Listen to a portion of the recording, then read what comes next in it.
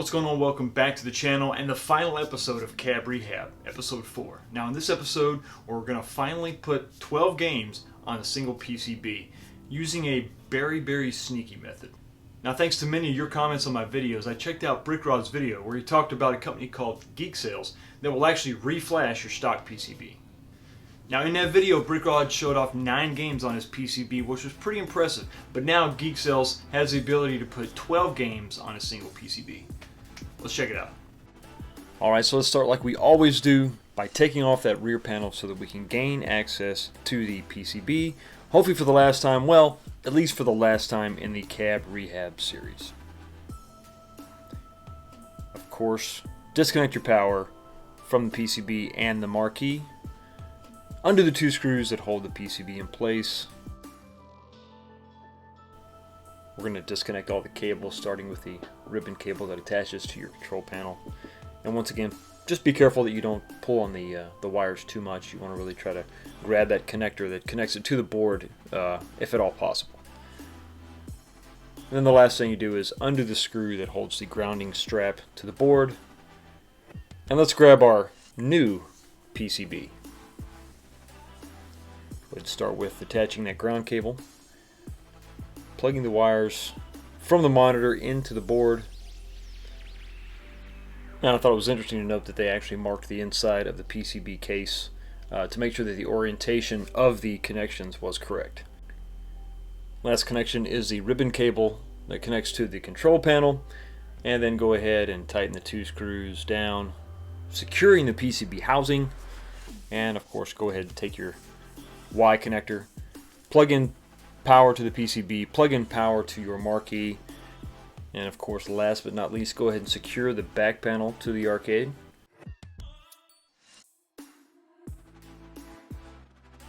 Hold on to your butts. Okay, now one of the things you're going to notice is that when you do this mod, you power up, it immediately goes to the game select screen. With a stock PCB, you'd have the Arcade1up splash screen, and then you would have another splash screen that would basically have all the copyright data of each game that was included in this cab.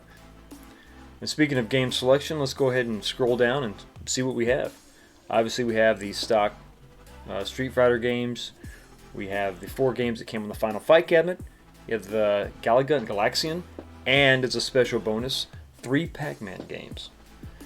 And then you just scroll down, it takes you back to the Street Fighter page, scroll up, takes you back to Pac-Man.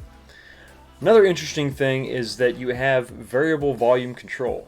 Now how this is achieved is that since we don't have a momentary switch on this cab, the middle position is the stop position or the hold position, similar to the momentary switches on the new cabs. So if you put the switch in the left position, volume is going to decrease until you put it back in the middle position. Same thing with increasing the volume. Right increases volume until you return it to the middle. Now when I played Galaxian, I noticed that the volume bar, there was some distortion there. Now you see when I'm playing Strider, that bar is nice and solid. On the Galaxian game, it seems that you get that distortion during gameplay. So you can see the same thing here with 1944. I'm just not having that issue with any other game except for Galaxian. So yeah, it's not a deal breaker, it's just something to be aware of. Also, when it comes to the control panel screen, you're not going to get the ones that were standard for the Pac-Man cab and the Galaxian cab. Just like I said, another little hiccup, another little detail to notice. You're going to get the correct one for the Street Fighter cab, obviously that control panel there, and you're going to get the correct one for the Final Fight cab. Alright, so that's going to do it for Cab Rehab. So where do we end up price-wise? Now after those legacy cabinets were announced, that was our goal. We wanted to beat $399, so how did I make out? Now in episode 2 I gave you the total of the project so far. We came up with $412, but we've got to add another $30 for the lit coin-op buttons. So that's $30 there, so you know, you got to add that cost in, so now we're at $442. But if we take off the $60 that I paid for the Final Fight PCB, back then I wanted to just have a plug-and-play option to add more games. But we really weren't adding more games, we just had the ability to play different games. So if you take off the $60 that I spent on that extra PCB, and then spend $30, which is about what it's going to cost you to ship your PCB into to Geek Sales. It's 25 bucks, and you got like 5 bucks for shipping.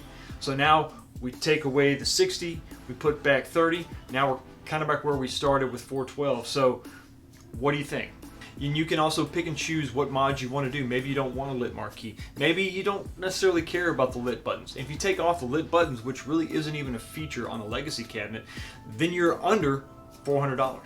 I think either way you go, if you like to tinker, if you like some slight modifications, this is definitely a great project to have for you. And like I said in the other videos, the secondary market is going to explode once those legacy cabinets come in. All those first-gen cabs are going to be devalued. So where I had to spend $150 just on my cab without the risers, you're probably going to be able to pick up those for $100, maybe even 75 bucks if you keep your eyes open.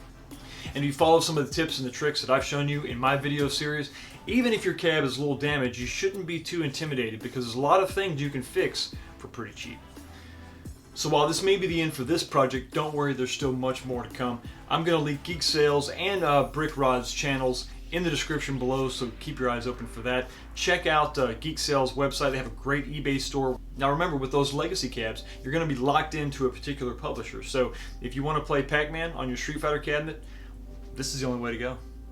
As always, please subscribe. Have a blessed day. I will see you next time.